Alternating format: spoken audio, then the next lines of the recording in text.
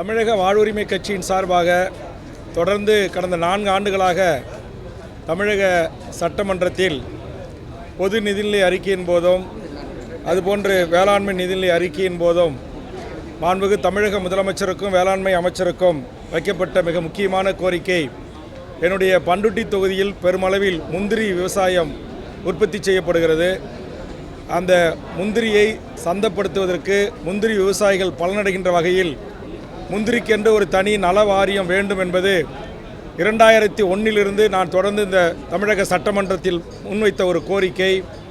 அதை மாண்புமிகு தமிழ்நாடு முதலமைச்சர் அவர்களும் மாண்புமிகு வேளாண்மைத்துறை அமைச்சர் அவர்களும் கருணையோடு பரிசீலித்து 10 கோடி ரூபாய் அளவில் முந்திரி நல வாரியம் அமைக்கப்படும் என்று அறிவிப்பை என் தொகுதி மக்களின் சார்பாக முந்திரி விவசாயம் செய்கின்ற முந்திரி விவசாயிகளின் சார்பாக நானும் ஒரு முந்திரி விவசாயி என்கிற அடிப்படையில் அதை வரவேற்று மாண்புமிகு வேளாண்மைத்துறை அமைச்சர் அவர்களுக்கும் தமிழக முதலமைச்சருக்கும் இந்த நேரத்திலே என் நன்றியை தெரிவித்துக் கொள்கிறேன். மேலும் இந்த வேளாண்மை நிதிநிலை அறிக்கையில் புதிய அம்சங்களாக புதிய திட்டங்களாக 42 கோடி ரூபாய் செலவில் நவீன தொழில்நுட்ப பூங்காக்கள் மற்றும் பட்டதாரிகள் மற்றும் பட்டயதாரர்கள் மூலம் 1000 முதலமைச்சரின் உழவர் நல சேவை மையங்கள், நெல் உற்பத்தினை அதிகரித்திட 160 கோடி ஒதுக்கீடு, 102 கோடியில் முதல் முறையாக 34 லட்சம் ஏக்கரில் டெல்டா அல்லாத மாவட்டங்களை செயல்படுத்துவதற்கான முயற்சி, 58 கோடி செலவில் டெல்டா மாவட்டங்களில் 18 லட்சம் ஏக்கரில் செயல்படுத்துவதற்கான முயற்சி, இயற்கை சீற்றங்களால் பயிர் பாதிப்பிலிருந்து உழவர்களின் வாழ்வாதாரத்தை பாதுகாக்க 841 கோடி ரூபாய் பயிர் காப்பீடு திட்டம், அதுபோன்று 3 லட்சம் ஏக்கரில் மாணவர் நிலங்களில் கோடை உழவு செய்ய மானியமாக 24 கோடி, நுண்ணீர் பாசன திட்டத்திற்காக 3 லட்சம் ஏக்கர் பரப்பிற்கு 1168 கோடி ஒதுக்கீடு. தமிழ்நாட்டில் முதல் முறையாக இன்றைக்கு 20 உழவர் சந்தைகளில் பசுமை காய்கறிகள் நுகர்வோர் தங்கள் இல்லங்களில் நேரடியாக பெற்றுக்கொள்ள உள்ளூர் இணைய வர்த்தக தளத்துடன் இணைக்கப்படுகின்ற முயற்சி. வேளாண் விளைபொருட்களுக்கு நல்லூர் கடலூர் மாவட்டம் வேதாரண்யம், முல்லை, நாகப்பட்டினம் நத்தம்புலி, திண்டுக்கல் ஆயக்குடியில் கொய்யா, திண்டுக்கல் கப்பல்பட்டியில் கரும்பு மற்றும் முருங்கை ஆகியவற்றை புவிசார் குறியீடு பெற நடவடிக்கை எடுக்கப்படும் என்கிற அறிவிப்பு.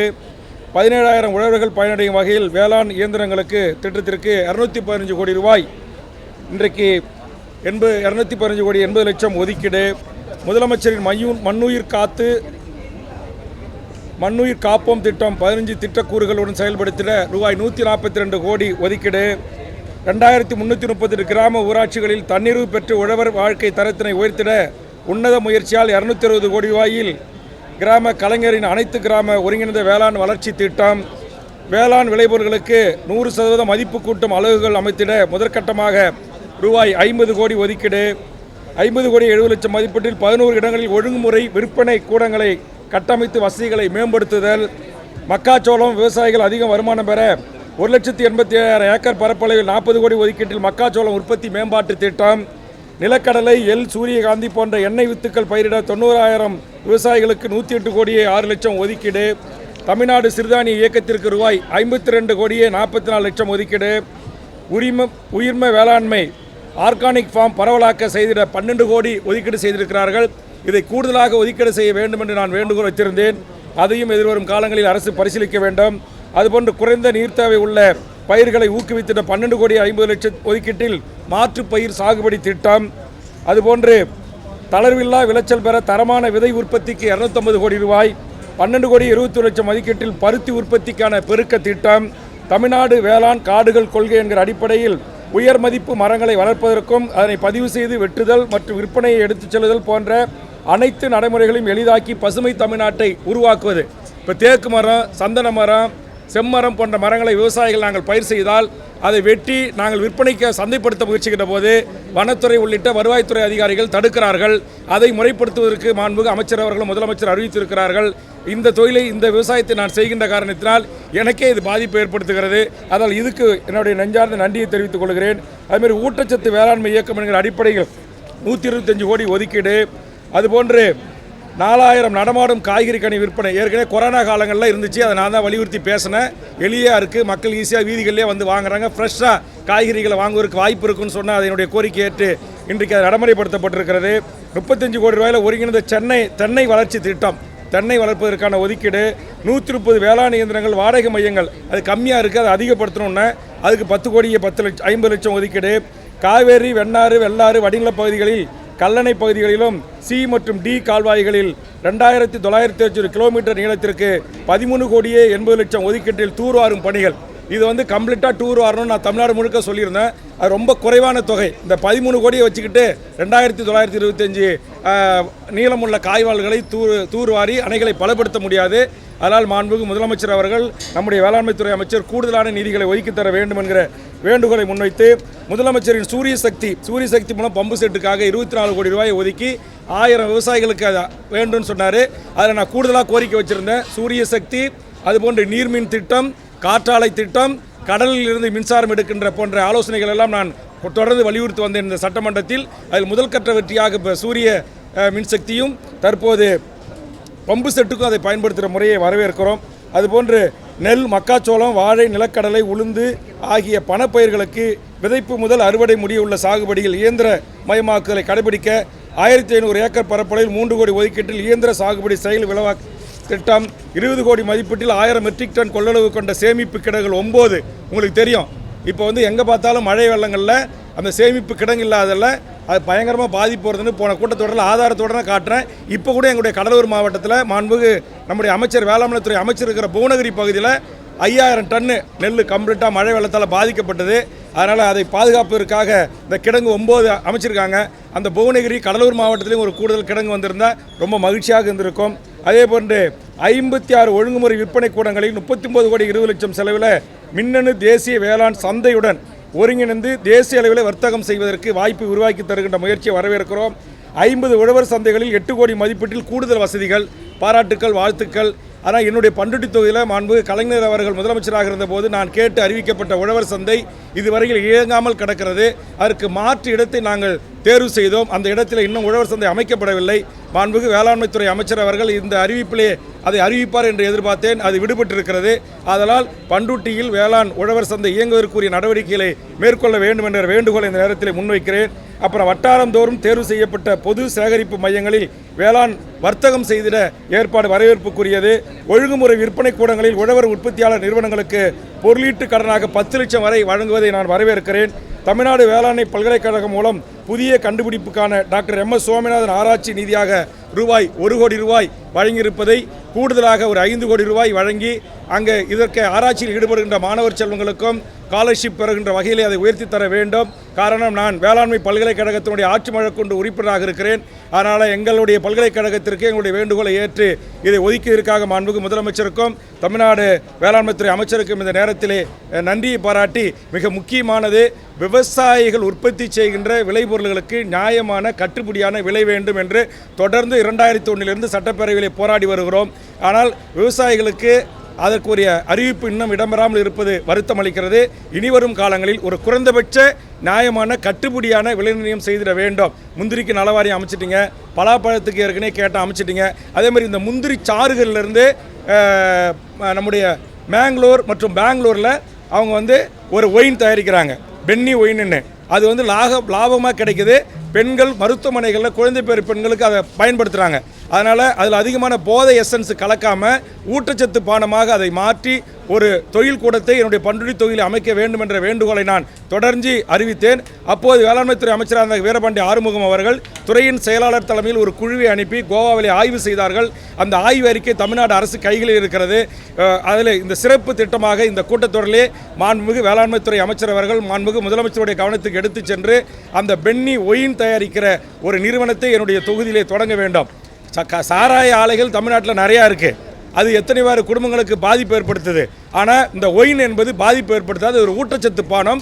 அதை நம்முடைய முதலமைச்சர் அவர்கள் கனிவோடு பரிசீலிக்க வேண்டும் என்ற வேண்டுகோளை வைத்து, அதே மாதிரி பலாப்பழத்திலிருந்து பலா காய், பலா பிஞ்சிலிருந்து பலா சுண்ணாம்பு, அதிலிருந்து எல்லாம் நிறையா இன்றைக்கி உலக அளவில் நிரூபிக்கப்பட்ட ஒரு உண்மை சயின்டிஸ்ட் உலக விஞ்ஞானிகள் அறிவித்திருக்கிறாங்க.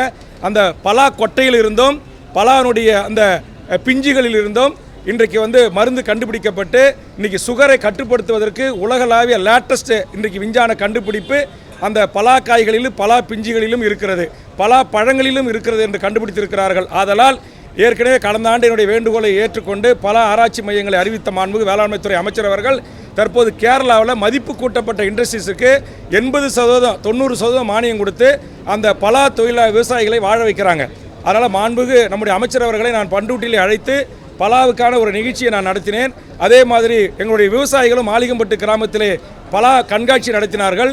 முந்திரி ஏற்றுமதியாளர்களையும் அழைத்து நம்முடைய வேளாண்மைத்துறை அமைச்சர் அவர்கள் முந்திரி சாகுபடிக்கு அதை எப்படி இன்னும் விரிவாக்கம் செய்து முந்திரி விவசாயிகளுக்கு நன்மை பயக்கின்ற திட்டங்களை அறிவிக்கலாம் என்ற குறைகளை கேட்டு அதை இன்றைக்கு அறிவிப்பாக வெளியிட்டிருக்கிறார்கள்.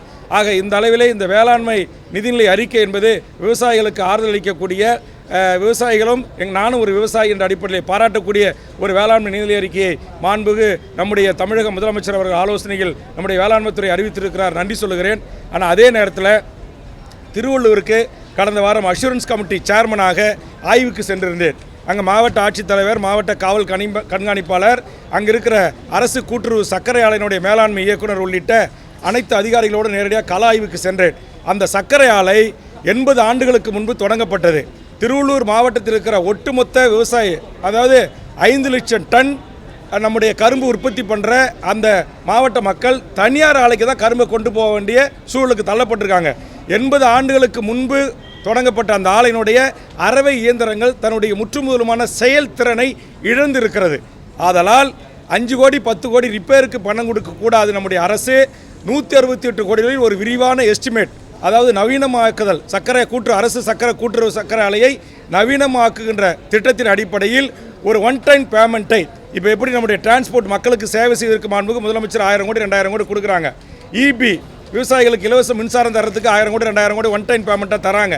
அதே மாதிரி கடன் இல்லாமல் 168 கோடி ரூபாயை திருவள்ளூர் மாவட்டத்தில் இருக்கிற அரசு கூட்டுறவு சர்க்கரை ஆலைக்கு வழங்கி அந்த மாவட்டத்தில் வாழ்கின்ற லட்சக்கணக்கான கரும்பு விவசாயிகளின் வாழ்வுரிமையை பாதுகாப்பதற்கு மாண்புக்கு முதலமைச்சர் அவர்கள் உரிய உத்தரவுகளை பிறப்பிக்க வேண்டும் என்கிற நேரத்தில் என்னுடைய வேண்டுகோளை வைத்து என்னுடைய பண்டுட்டி தொகுதியில் இருக்கிற நெல்லிக்குப்பத்தில் இருக்கிற பேரி சர்க்கரை ஆலைக்கு இன்றைக்கு பல்லாயிரக்கணக்கான விவசாயிகள் நாங்கள் கொடுக்குறோம்.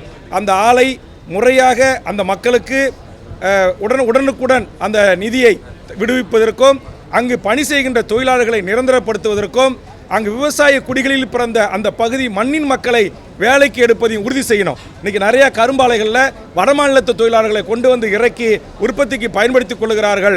உண்மையான கரும்பை தருகின்ற ஏழை எளிய கிராமப்புற தாழ்த்தப்பட்ட பிற்படுத்தப்பட்ட ஒடுக்கப்பட்ட இஸ்லாமிய இளைஞர்கள் அவர்களுக்கான வேலைவாய்ப்பு தட்டி பறிக்கப்படுகிறது. இதையும் நம்முடைய தமிழ்நாடு அரசு கவனத்திலே கொள்ள வேண்டும். இன்றைக்கி தொழிற்சாலைகளில் வந்த வடநாட்டுக்காரர்கள் போய் விவசாயம் செய்யறதுக்கும், அறுவடை இயந்திரத்தில் ஓட்டுறதுக்கும், விவசாயம் நாற்று நடுறதுக்கும், நெல் அறுக்கிறதுக்கும் வடமாநில தொழிலாளர்களை கொண்டு வந்து இறப்பது ஏற்புடைய செயல் அல்ல. நமக்கு சோறு போட்ட மண்ணை கூறு போடுகின்ற விவசாய நிலங்களை தடுத்து நிறுத்தி அடுக்குமனைகளாக ரியல் எஸ்டேட்டாக மாற்றப்படுவதை தடுப்பதற்கான அறிவிப்பு இதில் இருக்கும் என்று நான் எதிர்பார்த்தேன். அது இல்லை, ஏமாற்றம் அளிக்கிறது. இன்னைக்கு சென்னையில் தொடங்கி கன்னியாகுமரி வரையிலும் எல்லா பல்லாயிரக்கணக்கான லட்சக்கணக்கான ஏக்கர் விவசாய நிலங்களை அடுக்குமனைகளாக பன்னாட்டு பணக்கார கார்ப்பரேட் பெரும் முதலாளிகள் துணையோடு இன்றைக்கு அடுக்குமனை குடியிருப்புகளாக ரியல் எஸ்டேட்டுகளாக மாறி வருகிறது. எம் தமிழ்நாட்டின் பாரம்பரிய விவசாயம் அடியோடு அழிந்து போகின்ற சூழல் இருக்கிறது. 35 லட்சம் ஹெக்டேர் டெல்டா மாவட்டத்தில் விவசாயம் செய்த தமிழர் நிலம் இன்றைக்கு 15 லட்சம் ஹெக்டராக சுருக்கப்பட்டிருக்கிறது. காவேரியின் மேகதாது அருகே அணை கட்டிய தீர்வன் என்று இன்றைக்கு கர்நாடகா அடம்பிடித்துக் கொண்டிருக்கிறது. ஒன்றிய அரசு வேடிக்கை பார்த்துக் கொண்டிருக்கிறது. தமிழ்நாட்டை வஞ்சிக்கின்ற தமிழ் சமூக விவசாயிகளின் வாழ்வுரிமை பாதிப்படைகின்ற அந்த மேகதாட்டு அணையை எக்காரணத்தை கொண்டும் கட்டுவதற்கு தமிழக முதலமைச்சரும் தமிழக வேளாண் அமைச்சரும் நீர்ப்பாசனத்துறை அமைச்சரும் அனுமதிக்க கூடாது என்கிற வேண்டுகோளை வழி சுமந்த விவசாயியாக நான் இங்கு முன்வைக்க கடமைப்பட்டிருக்கிறேன். அதுபோன்று டெல்டா மாவட்டமாக இருக்கிற திருச்சி, கரூர், கடலூர், பெரம்பலூர், அரியலூர், நாகை, திருவாரூர், தஞ்சை இதை உள்ளடக்கியது டெல்டா மாவட்டம் என்கிற வரலாற்று சிறப்புமிக்க அறிவிப்பையும் இதில் இடம்பெறும் என்று எதிர்பார்த்தேன். அது தவறவிடப்பட்டிருக்கிறது. மாண்புமிகு முதலமைச்சர் அவர்கள் விதி 110 ஊடாகவோ அது சிறப்பு அடிப்படையில் வேளாண்மைத்துறை அமைச்சரோ உடனடியாக இந்த மாவட்டங்களை உள்ளடக்கியது டெல்டா மாவட்டம் என்கிற வரலாற்று சிறப்புமிக்க அறிவிப்பினை வெளியிட வேண்டும் என்று கேட்டு மீண்டும் நம்முடைய தமிழக முதலமைச்சர் அவர்கள் விவசாயிகள் உற்பத்தி செய்கின்ற பொருட்களுக்கு நியாயமான கட்டுப்படியான ஒரு குறைந்தபட்ச ஆதார விலை கிடைப்பதற்கு உரிய நடவடிக்கைகளை எடுக்க வேண்டும் என்ற வேண்டுகோளை வைத்து தமிழக அரசினுடைய மாண்புமிகு வேளாண்மைத்துறை அமைச்சர் வாசித்தளித்த இந்த வேளாண்மை நிதிநிலை அறிக்கையை தமிழக வாழ்வுரிமை கட்சியின் சார்பாக லட்சக்கணக்கான கோடிக்கணக்கான விவசாய மக்களின் சார்பாக வரவேற்று இன்னும் இருக்கிற விவசாயிகளின் நியாயமான கோரிக்கைகளை கரும்பு விவசாயி, முந்திரி விவசாயி, வாழை விவசாயி, நெல் விவசாயி, கொய்யா விவசாயி, பருத்தி விவசாயி என்று பலதரப்பட்ட விவசாயிகளின் நியாயமான கோரிக்கைகளையும் கவனத்தில் கொண்டு விவசாயிகளை வாழ வைக்க வேண்டும். நமக்கு சோறு போடுகின்ற விவசாயிகளை வாழ வைப்பதற்கு முயற்சிகளை மேற்கொள்ள வேண்டும் வேண்டும் என்ற நேரத்தில் கேட்டுக்கொண்டு, நம்மாழ்வார் அவர்கள் நம்மோடு உயிரோடு இல்லை என்று சொன்னாலும் அவர் வகுத்தளித்த இயற்கை வேளாண் விவசாயம், அவருடைய திட்டங்கள், அவருடைய அறிவியல் பூர்வமான ஆக்கப்பூர்வமான உரைகள் எல்லாம் இருக்கிறது. அதையெல்லாம் நம்முடைய வேளாண்மை துறை நடைமுறைப்படுத்த வேண்டும். நம்முடைய நம்மாழ்வாரை பின்பற்றி இங்கு இயற்கை விவசாயம் செய்கின்றவர்களை ஊக்குவிப்பிற்கும், இயற்கை விவசாயிகள் செய்கின்ற உற்பத்திகளை சந்தைப்படுத்துவதற்கும் முறையான நடவடிக்கைகளை வேளாண்மை துறை எடுக்க வேண்டும் என்கிற வேண்டுகோளையும் இந்த நேரத்தில் வைத்து இவற்றையெல்லாம் மாண்புமிகு முதலமைச்சர் அவர்கள் பரிசீலனைக்கு உட்படுத்த வேண்டும் என்று கூறி இந்த வேளாண் நீர்நிலை அறிக்கையை வரவேற்று நன்றி கூறி முடிக்கிறேன். நன்றி, வணக்கம்.